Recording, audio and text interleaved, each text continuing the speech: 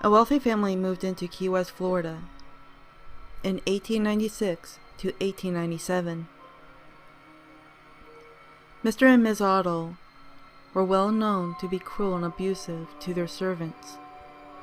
Their youngest child, Robert Eugene, also called Jean and born in 1900, was always watched by a certain older bohemian servant girl.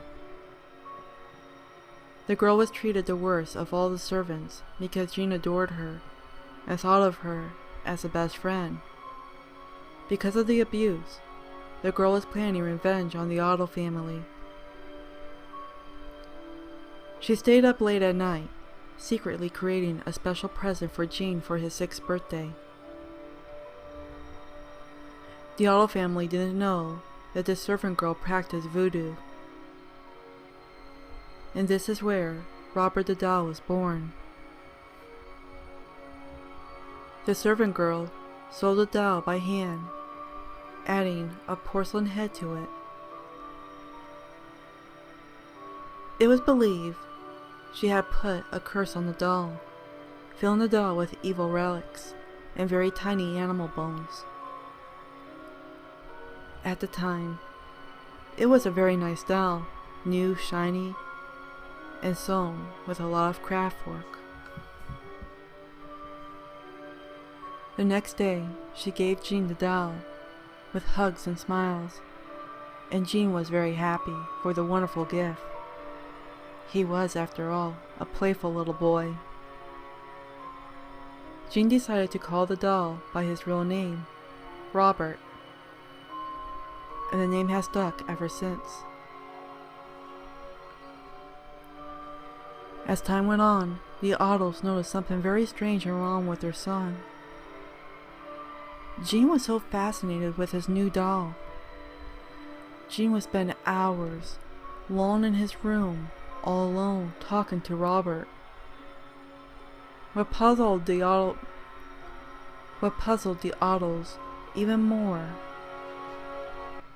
was that they could hear answers, a voice that was completely different from their son's.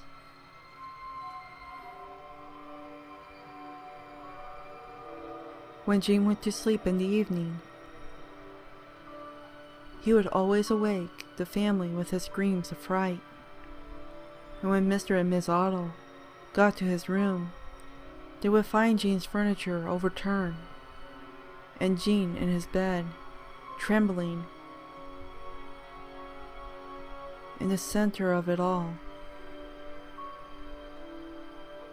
Trembling in the center of it all, Robert would be sitting upright at the end of Jean's bed, glaring at Jean's parents.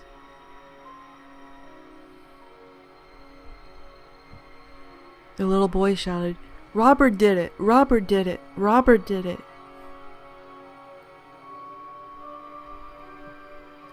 Then things got worse.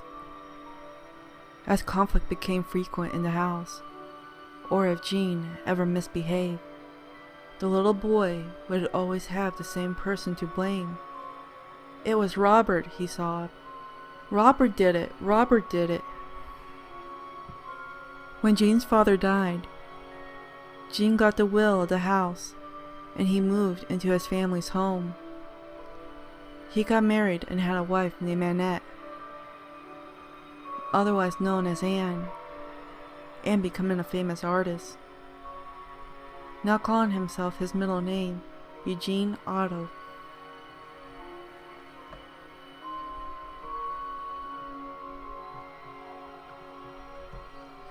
Eugene Otto always preferred to do his artwork alone, secluded with Robert at his side, taken to it as if the doll could speak back. Eugene's wife, Anne, never liked the doll from the first time Eugene introduced it to her. It gave her the chills just to look at it, and she hated how obsessed her husband was with it. It frightened her in some way.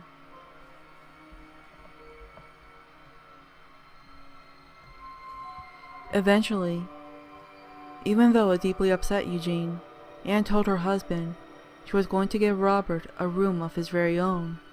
in the attic, which is where he stayed for a few years. Those years later, Eugene spoke up. He repeated over and over again, warning his wife how angry Robert was. Eugene even demanded that Robert have his own room, a proper room with a view. The guest room that looked out above the street. Anne disagreed greatly, but gave up the fight to please her husband. Kids walking by Eugene's house to school always looked straight ahead, for each day they saw Robert leaning face down up against the guest room window on the 3rd floor, glorying at them, mocking them, and dancing around.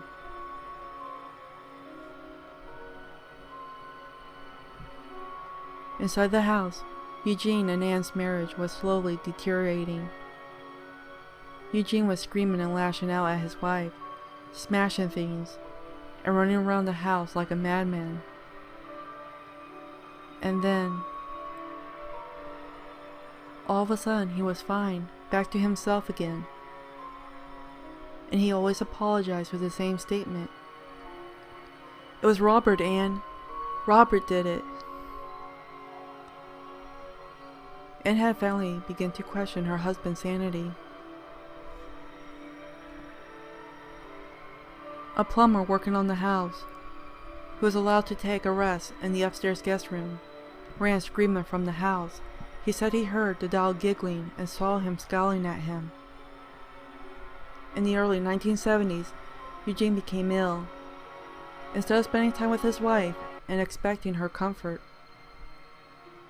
he locked himself all alone in the guest room, with Robert by his side. In 1972, Eugene died in the guest room, obviously, with Robert beside him. Anne, relieved but heartbroken, quickly sold the house and left. But not before leaving Robert behind, stored buried under what seemed like a million boxes. Several years later, another family bought the home. Shortly after moving in, the new family discovered Robert, nearly squashed beneath the boxes, which probably resulted in one of his broken off ears. The couple of this new family took one look at Robert and knew that they didn't want something like this in their new lifestyle and home. The 10-year-old daughter of the family surprisingly liked the doll and added it to the collection of her China dolls and stuffed animals. It didn't take long for the family to realize that was obviously something very wrong with the doll. Like Eugene, the little girl would wake up in the middle of the night, screaming and crying. She said she saw Robert running and jumping up and down around her room, then climbing on her bed and attacking her. To this day, after more than 30 years, this woman, now in her 40s, still claims the doll was alive and wanted to kill her.